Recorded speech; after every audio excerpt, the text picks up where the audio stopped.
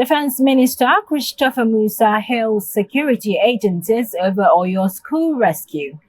Troops rescue 7 abducted travelers in Plateau State. Security forces arrest 42 suspected kidnappers in Nasarawa raid. Police arrest alleged fake agency DG Adeyemi hours after Abuja court warrant. In the world of business, federal government opens free CAC registration for 250,000 small businesses. Elsewhere in the world, European Union targets Sudan's gold trade with fresh sanctions.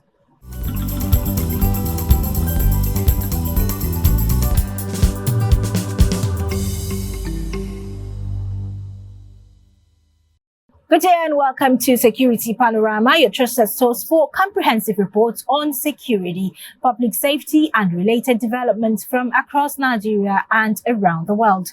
I'm Fatima Abubakar Oyibo. Thank you for joining us.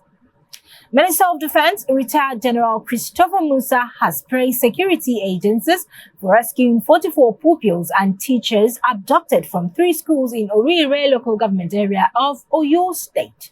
Describing the operation as a major intelligence-led success, he commended the military police, DSS, NSCDC, NSA, tactical team and other agencies for securing the victims' release on July 10, 2026. The victims were abducted from Baptist Nursery and Primary School, Yawota Community High School, Ahoro Esinle, and LA Primary School, Ahoro Esinle in Orire local government area. Musa described the rescue as a model of effective interagency collaboration, professionalism, and commitment to protecting lives and property. He said the operation demonstrated the effectiveness of improved intelligence sharing and the sacrifices of security personnel in defending the country. The defense minister celebrated the rescue and honored security personnel who died during the operation, describing them as heroes who pay the ultimate sacrifice. Musa reaffirmed President Bola Tinubu's commitment to strengthening security through investment in modern equipment, intelligence, specialized training, and interagency cooperation. Meanwhile, the Oyo State House of Assembly has endorsed Governor Seyi Makinde's call for an independent international investigation into the abduction of school children and teachers in Orire local government area. The Assembly said a United Nations-backed probe would help establish the facts surrounding the incident, strengthen Nigeria's security framework, and prevent future attacks on schools. In a statement issued by the Office of the Speaker, Adebo Ogundoyin, lawmakers congratulated the state government and residents on the successful rescue of the abducted pupils and teachers. The Assembly described mass school abduction as a growing national concern, stressing that international support had become necessary to tackle the recurring security challenge. It also defended Makinde's request after the Senate cautioned him against seeking a UN investigation, saying his position had been misunderstood. The lawmakers said the governor's appeal was not a criticism of the federal government or security agencies, but a call for transparency, accountability, and a stronger international cooperation. The House noted that Makinde has consistently commended President Bola Tinubu, the armed forces, police, intelligence agencies, and Amotekun Corps for securing the victims' release. It argued that independent investigations into major security incidents are common in democratic countries and do not undermine national sovereignty. The Nigerian Police Force has arrested self-proclaimed Director General of the Presidential Foreign Investment Promotion Council, PFIPC, Adeyemi in Osun State, hours after Federal High Court in Abuja issued a bench warrant for his arrest. Justice Muhammad Umar ordered security agencies to arrest Adeyemi after he failed to appear for his arraignment on an 8-count charge bordering on alleged forgery, fraud, and impersonation. The warrant followed an application by police prosecutor Wisdom Madaki, who told the court that the defendant had repeatedly failed to honor court summons. His counsel opposed the arrest request and arguing that Adeyemi stayed away from court because of alleged threats to his life and insisted he intended to face trial. The prosecution, however, informed the court that the matter had been adjourned several times at the defendant's instance, making it the 5th hearing without progress. Justice Umar rejected the defense argument, stating that the court would ensure the defendant's safety while standing trial. The court consequently ordered security agencies to arrest him and produce him for an arraignment on September 30. In another development, troops of Sector 7 Operation Enduring Peace have intercepted a suspected arms trafficking syndicate in Kaduna State, recovering 7 firearms concealed in a vehicle. The Nigerian Army said the intelligence-led operation was carried out at the Samaru checkpoint in Zangon, Kataf local government area, following credible intelligence on the movement of illegal weapons from Plateau to Niger State. The troops intercepted a Mercedes-Benz and recovered 3 locally fabricated AK-47 rifles and 4 submachine guns hidden inside the vehicle. One suspect was shot while attempting to escape and is receiving treatment, while preliminary investigations linked the weapons to suspected arms dealer in Jos, an intended recipient in Niger State. The army described the operation as a major setback for illegal arms trafficking and reaffirmed its commitment to dismantling criminal networks, urging the public to continue providing credible intelligence to security agencies. Troops of Sector 2 Operation Wellstroke, alongside police operatives and local vigilantes, have arrested 42 suspected kidnappers during a joint operation in Akwanga local government area of Nasarawa State. The operation was disclosed by counter-insurgency analyst Zagazola Makama. The report said the raid followed intelligence on kidnapping activities in Nonku, Dundu, Takpir, and Akka villages on July 11th. Joint security personnel conducted clearance and cordon and search operations in the affected communities. Security authorities said the operation is part of ongoing efforts to dismantle kidnapping networks and improve security across Nasarawa State and neighboring communities.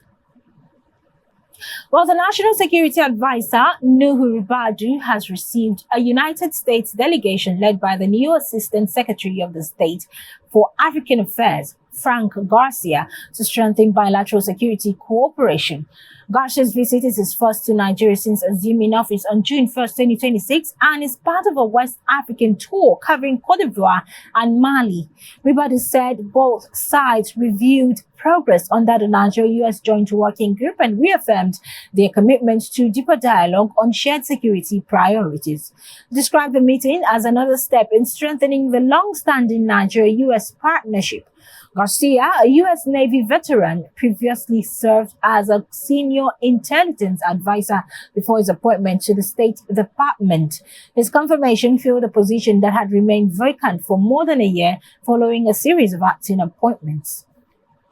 Still on the news, troops of Operation Enduring Peace have rescued 7 travelers abducted by suspected kidnappers along the Abuja highway in Plateau State. Security sources said the victims were freed during a night operation after troops responded to a distress call near sub-village in Riam local government area.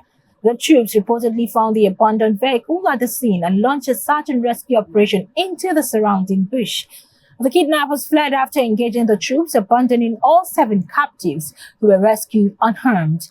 The victims, including ASP Babagida Ishaku, were traveling from Akwanga in Nasarawa State to Jos when they were intercepted by the gunmen. Security sources said efforts are ongoing to arrest the fleeing suspects, while troops have intensified patrols to safeguard communities and critical infrastructures across Plateau State. The House of Representatives has withdrawn its proposed constitutional amendment seeking to establish state police, opting instead to consider a similar bill transmitted by the executive. The development emerged during Tuesday's plenary, where lawmakers gave the executive-sponsored state police bill its first and second readings. The bill was subsequently referred to the House Committee on Constitutional Review for further legislative action. The decision effectively suspends the House's earlier proposal as lawmakers shift attention to the executive-backed amendment. The executive bill is expected to undergo detailed scrutiny at the committee stage, where lawmakers will examine its key provisions before it is returned to the floor for further consideration. Moving to Anambra, the State Police Command has arrested 3 women for their alleged involvement in child trafficking following an operation in Onitsha. Police identified the suspects as Florence Nakuze, Hannah Uga, and Chinansa Daniel, who were arrested by operatives from Awada Division. Investigators said Daniel allegedly handed over a 2-week-old baby and a 4-year-old child to Uga on several occasions between June and December 2025. Police further alleged that the older child was sold for 2 million naira, while the infant was sold to another woman who remains at large. Commissioner of Police Ikioye Orutugu ordered the transfer of the case to the State Criminal Investigation Department for comprehensive investigation. He also directed officers to arrest other members of the syndicate, rescue the trafficked children, and reunite them with their families. Meanwhile, Ogun State Police arrested 43 suspects during a raid on a notorious criminal hideout at Isheri Olofin under Operation Koshaye. The operation targeted suspected cultism, drug abuse, prostitution, and other criminal activities, leading to the recovery of hard drugs, phones, ATM cards, and other exhibits. Police said the suspects have been charged to court, bringing the total number prosecuted under Operation Koshaye to 76. The Ogun Command reaffirmed its commitment to dismantling criminal hideouts and urged residents to continue providing credible intelligence. The Oyo State Police Command has confirmed the release of kidnapped headmaster Matthew Owade, saying sustained security operation forced his abductors to abandon him. Owade, a 60-year-old farmer and headmaster, was abducted on Saturday along the Igbojaye Budoa Red Bush Road in Itesiwaju local government area of Oyo State. Plus, police spokesperson Olayinka Ayonlade said the victim regained his freedom following an intensive joint security operation launched immediately after the abduction. The command said the kidnappers eventually abandoned the victim, who regained his freedom on the evening of July 13, 2026. Police said Owade has been taken to a medical facility for evaluation and treatment before investigators begin a formal debriefing. A federal high court in Abuja has sentenced Mohammed Sani to 20 years imprisonment for concealing information about an alleged notorious bandit, Rami, an act that enabled his escape. Sani, a resident of Nabi village in Shiroro local government area of Niger State, was convicted on 2 terrorism-related counts after being found guilty of conspiring to withhold intelligence on the fugitive. The court heard that Sani failed to inform security of agencies that Rami allegedly supplied arms and ammunition to kidnappers and bandits operating in and around Niger State, despite having knowledge that could have aided his arrest. He was also charged with conspiring to receive 580,000 naira from Rami to procure 150 rounds of ammunition, allegedly intended for terrorist activities. Although the conviction was based on the first 2 counts, delivering judgment, Justice Emeka Nwite sentenced Sani to 20 years imprisonment without the option of a fine on counts 1 and 2. The judge ordered that the sentence take effect from January 11, 2023, the date of Sani's arrest. Sani will serve his jail term at the Kuje Correctional Center in Abuja. Rami, who remains at large, was listed as a co-defendant in the charges. The offences were brought under the Terrorism Prevention and Prohibition Act 2022. Still on the news, security forces protecting farmers in Tudunbichi, Donko-Osagu local government area of Kebbi State, came under attack from suspected bandits during a fierce gun battle. The incident was reported by Northwest Crisis Monitor Bakasini on X. Several suspected bandits were reportedly killed during the exchange, while security personnel also suffered casualties. The attackers were engaged by Nigerian Army personnel, Kebbi State Forest Guards, and local vigilantes in a battle that lasted several hours. Bakasine said the attack followed repeated threats by notorious bandit leader Katella Ilu, who allegedly warned communities against farming unless they negotiated with him. The incident also comes weeks after suspected bandits reportedly imposed a 40 million naira levy on farmers in parts of Donko-Osagu before allowing access to farmlands. Residents say the attacks are disrupting farming activities and threatening food production in the area.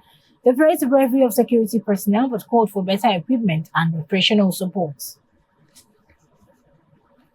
Meanwhile, the national chairman of the Grassroots Advocacy for Peace and Good Governance, Comrade Usman Muhammad Anache, has expressed concern over what he described as the politicization of insecurity in Nigeria. Anache made the remarks while addressing journalists at his office in Birnin Kebbi. Our correspondent, Hayatullah Nasarawa, reports. Comrade Anache alleged that some regional groups, including the Arewa Consultative Forum and the Coalition of Northern Groups, have continued to show bias in their comment on national security issues. According to him, while the current administration inherited significant security challenges, efforts are being made to address the situation. He criticized what he called a pattern of constant criticism without recognition of successes or meaningful suggestions. We observed their press releases, which were more of criticism, without appreciating the effort made or bringing any suggestion or possible solution, which indicated that some of them are happy with the menace or are using it for political propaganda. The chairman cited the recent rescue of schoolgirls in part of the country, including the successful operation in the Kosovo local government area of Kebbi State, as achievements that have not received due acknowledgement. He noted that the Kebbi State rescue operation, which lasted about 2 weeks, involved efforts by top security officials on the directives of President Bola Ahmed Tinubu. Comrade Anachi also pointed out that differences in regional conditions make security operations more complex in some parts of the country. The complicity and the assistance to bandits in the north is not obtainable in the southwest. Hence, the fight against insurgency and the rescue missions are easier in that region than in the north, where our people work at various capacities for bandits and the terrorists. For instance, not long ago, the Katsina State Governor informed the public that no caliber of person were not arrested for involvement in banditry in Katsina State, including traditional rulers, security agents, politicians, masses, youth, old, women, and others. But the ACF and the CNG did not respond to this. He further referenced recent gains recorded in states such as Zamfara, where several bandits were reportedly neutralized. The national chairman commended the federal government for increased investment in the security sector and praised security personnel for their sacrifices in safeguarding lives and property. We must thank our gallant security forces who made supreme sacrifice just to see us live in peace.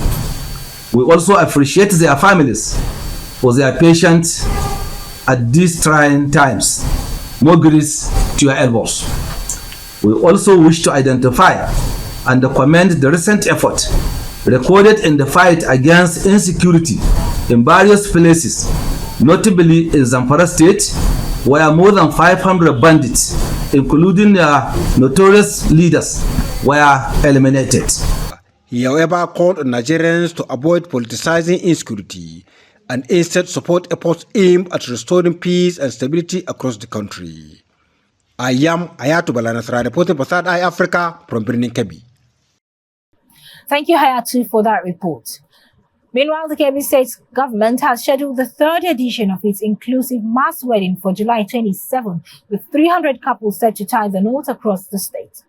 The program, organized in partnership with the Nafisa Nasser Charity Development Foundation, will include eligible Muslim and Christian couples who meet the stipulated requirements. Again, correspondent Hayatu Nasarawa reports. Chairman of the organizing committee, Alayi Suleiman Argungu, disclosed this while briefing journalists in Birnin Kebbi.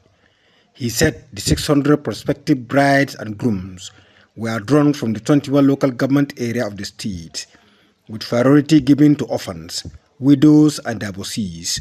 He added that preparations are in advanced stage, with committees already set up to handle security, medical services, transportation and general coordination. We have gone to address the press for all world to see that our committee for this mass wedding is set. You can see where we are sitting, and at the background you can see the furnitures that are going to be taken to each of the 300 brides.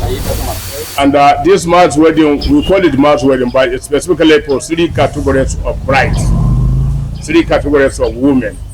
One are the orphans. Second are for the divorcees.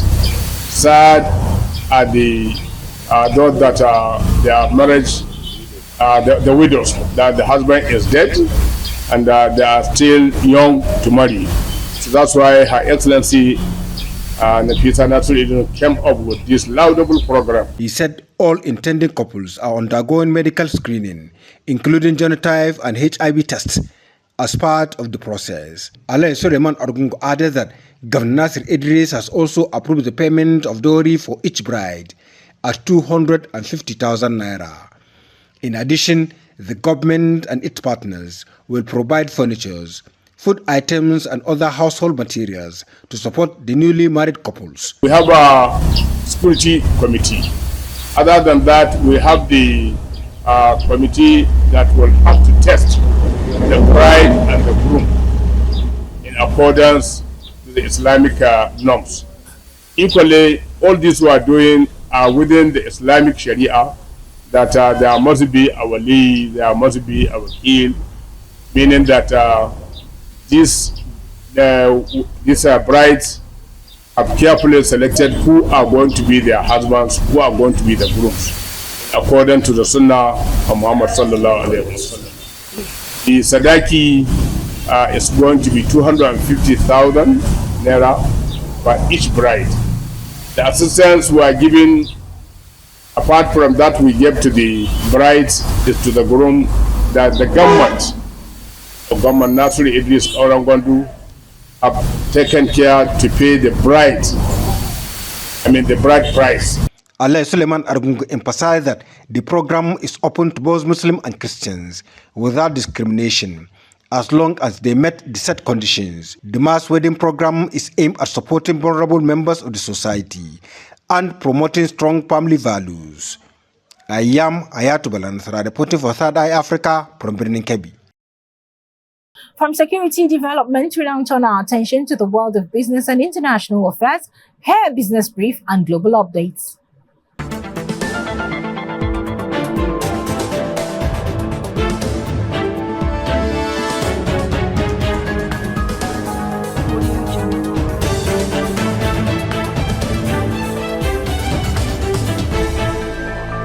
Glad to have you join us. You're still watching Security Panorama, and this is Business Brief. Let's take a look at what is trending in the world of business. The federal government has commenced application for the free registration of 250,000 micro, small, and medium enterprises on the Sweden Corporate Affairs Commission Formalization Program. Approved by President Bola Tinubu, the initiative aimed at removing the cost of business registration for eligible micro and small enterprises, encouraging more businesses to operate within Nigeria's formal economy. Successful applicants will receive free business name registration through the Corporate Affairs Commission, with the federal government paying all statutory registration fees. The program, announced during the 8th National MSME Awards in Abuja, also provides beneficiaries for technical training, business development, support, and access to growth opportunities. Interested business owners can apply through the Sweden portal by creating an account, completing the MSME registration form, and selecting No when asked if the business already has a CAC registration number before submitting the application. Businesses already registered with Sweden but without CAC registration may automatically qualify, while successful applicants will be connected with the next steps for their free registration. The initiative follows a memorandum of understanding between Sweden and the Corporate Affairs Commission to formalize 250,000 nano, micro, and small enterprises nationwide. The president said the program is designed to ease financial barriers for small businesses and integrates them into Nigeria's formal banking and regulatory system. And in other news, the Minister of Finance and Coordinating Minister of the Economy, Taiwo Oyedele, has called for stronger regional collaboration to deepen tax reforms, improve compliance with ECOWAS tax directive, and boost domestic revenue mobilization across West Africa. A statement issued on Tuesday by the minister's spokesperson, Marianne Duke Okon, said the minister made the call during a meeting with a delegation of the West African Tax Administrative Forum, WATAF, led by its Executive Secretary, Jules Tapsoba Sulio, in Abuja. He commended WATAF for strengthening tax administration since its establishment in 2011 and urged the organization to play a more active role monitoring member states' compliance with regional tax agreements through benchmarking tools and performance dashboards. The minister said such mechanisms would enhance accountability, encourage peer learning, and raise tax administration standards across the ECOWAS region. WATAF Executive Secretary Jules Sulio congratulated the minister on his appointment and reaffirmed the forum's commitment to supporting member status through capacity building, technical assistance and research, digital transformation, and regional cooperation. Sulio also praised Nigeria's long-standing financial, institutional, and technical support, describing its contribution as vital to WATA's growth and success. Both parties explored opportunities for deeper collaboration in domestic revenue mobilization, regional tax harmonization, digital information, and institutional capacity development across West Africa. Just stay tuned. Up next is Global Updates. I am Kenechiko Ojuyenum.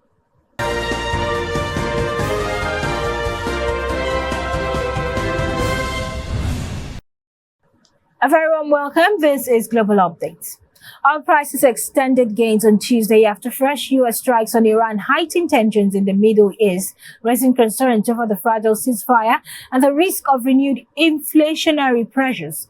The escalation followed Iran's attack on a commercial vessel in the Strait of Hormuz and its announcement of the waterway's closure, prompting retaliatory U.S. strikes on Iranian targets. Iran responded with attacks on sites in Bahrain, Jordan, Kuwait, and Oman. U.S. President Donald Trump warned that Washington would launch further strikes against Iran and later announced plans to impose a 20% levy on cargo passing through the Strait of Hormuz, while describing the United States as the guardian of the Hormuz Strait. Despite the military escalation, Trump said diplomacy remained an option, expressing optimism that a deal with Tehran could still be reached despite stalled negotiations. Oil prices had already surged more than 9% on Monday and added further gains on Tuesday as investors feared prolonged conflicts could disrupt global energy supplies and delay interest rate cuts by the major central banks. Meanwhile, the European Union has imposed a ban on the purchase, import and transfer of Sudanese gold as part of efforts to cut off funding sources fueling the country's ongoing conflict. The European Council announced that it has also prohibited the sale, supply, transfer and export of mercury and cyanide to Sudan, chemicals widely used in gold mining. The sanctions include exemptions for humanitarian aid, public health, emergencies and disaster response. Gold has become a key source of revenue for both the Sudanese armed forces and the paramilitary rapid support forces since the conflict erupted in 2023. The war has killed tens of thousands of people, displaced millions, and created what the United Nations describes as a world's worst humanitarian crisis. The Judiciary's news website has reported that Iranian authorities on Tuesday hanged 2 people convicted of being part of the Islamic State group. It said, following the Supreme Court's final verdict and in accordance with legal procedure, 2 members of the terrorist Islamic State group, Mohiuddin Abdullahi and Hussein Palani, were hanged. It did not specify the date of the arrest or of the legal proceedings against them. Musa said the 2 men were planning to launch terrorist operations in the country and were sentenced to death for armed rebellion against the Islamic Republic. IS has claimed multiple attacks on Iran in the past few years. Right groups, including Amnesty International, report that Iran executes more people annually than any other nation besides China. Authorities have stepped up executions in the country since the start of the Middle East war sparked by US-Israeli strikes on Iran on February 28.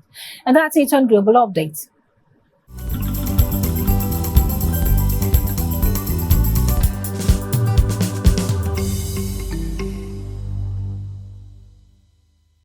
That concludes this edition of Security Panorama. Thank you for watching. For more news and updates, stay connected to Third Eye Africa Television on our broadcast and digital platforms. I'm Fatima Abubakar Oyibo. Have a pleasant day.